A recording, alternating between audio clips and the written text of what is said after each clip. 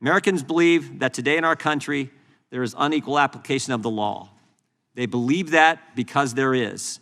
Republicans are committed to making that change. Republicans, you will also get questions about the many other concerns the American people have. House Republicans will use their time today to talk about long discredited conspiracy theories and Hunter Biden's laptop.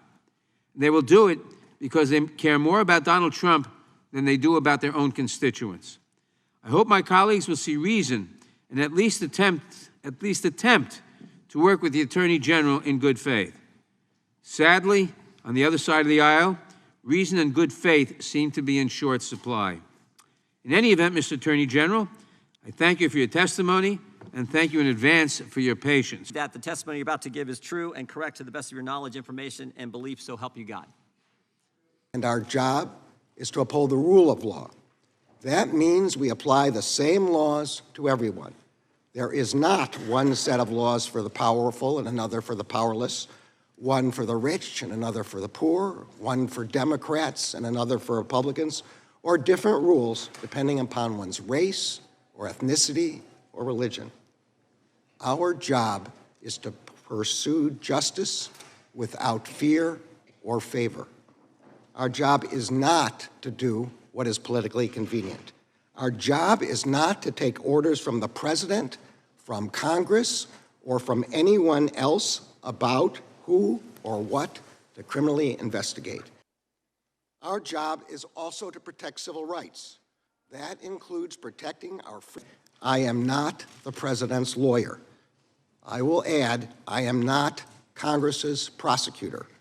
The Justice Department works for the American people. Our job is to follow the facts and the law, and that is what we do. All of us recognize that with this work comes public scrutiny, criticism, and legitimate oversight. These are appropriate and important given the matters and the gravity of the matters that are before the department. But singling out individual career public servants who are just doing their jobs is dangerous, particularly at a time of increased threats to the safety of public servants and their families. We will not be intimidated. We will do our jobs free from outside influence, and we will not back down from defending our democracy. Third, I want to explain why we approach our job in this way. The Justice Department's job then and now is to fulfill the promise that it is at the foundation of our democracy, that the law will treat each of us alike. That promise is also why I am here. My family fled religious persecution in Eastern Europe at the start of the 20th century. My grandmother, who was one of 5 children, born in what is now Belarus, made it to the United States, as did 2 of her siblings. The other 2 did not. Those 2 were killed in the Holocaust. And there is little doubt that but for America, the same thing would have happened to my grandmother. But this country took her in, and under the protection of our laws, she was able to live without fear of persecution.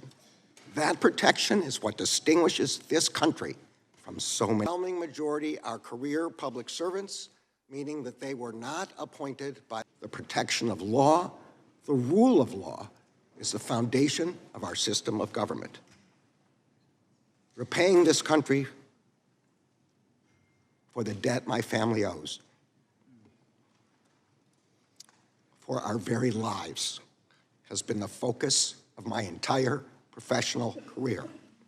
That is why I served in the Justice Department under 5 different attorneys general under both Democratic and Republican administrations. That is why I spent more than 25 years ensuring the rule of law as a judge, and that is why I left a lifetime appointment as a judge and came back to the Justice Department 2.5 years ago.